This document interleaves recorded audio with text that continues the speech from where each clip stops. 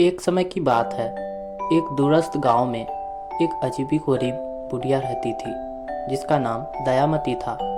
गांव वाले उसे आदमखोर बुढ़िया मानते थे, क्योंकि वह रहस्यमय रूप से अक्सर गायब होने वाले लोगों के बारे में चर्चाएं सुनने में आती थी।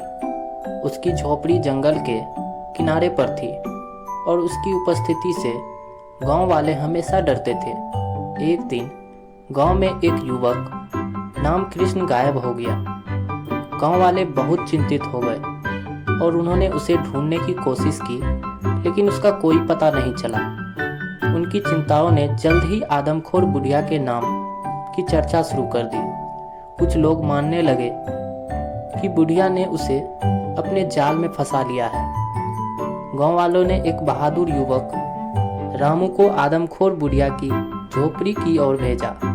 रामू ने तय किया कि वह बुढ़िया के रहस्यों को जानने के लिए और युवक की खोज के लिए साहसिक कदम उठाएगा। वह रात के अंधेरे में बुढ़िया की झोपड़ी के पास पहुंचता है और धीरे धीरे अंदर गया। झोपड़ी के भीतर उसने देखा कि बुढ़िया एक पुराना जादुई किताब पढ़ रही थी और उसके चारों ओर विचित्र वस्तुएं बिखरी हुई थी। अचानक बुढ़िया ने उसे देख लिया और हंसते हुए कहा, तुम्हें यहाँ क्या चाहिए? रामू ने साहस दिखाते हुए कहा, मैं यहाँ युवक नाम कृष्ण को ढूंढने आया हूँ। गांव वाले मानते हैं कि तुमने उसे कैद किया है। दयामती ने उसे आश्चर्यचकित करते हुए बताया, मैं आदमखोर नहीं हूँ, मैं एक जादूगरनी हूँ जो लोगों की मदद करती हूँ। नाम कृष्ण स्वयं मेरे पास आया था क्योंकि उसे अपनी समस्याओं का समाधान चाहिए था। मैंने उसे एक जादुई यात्रा पर भेजा है ताकि वह अपनी खुद की ताकत पहचान सके। रामू ने दयामती की बातों को ध्यान से सुना और महसूस किया कि उसने एक गलतफहमी में आकर बुढ़िया को गलत समझा था।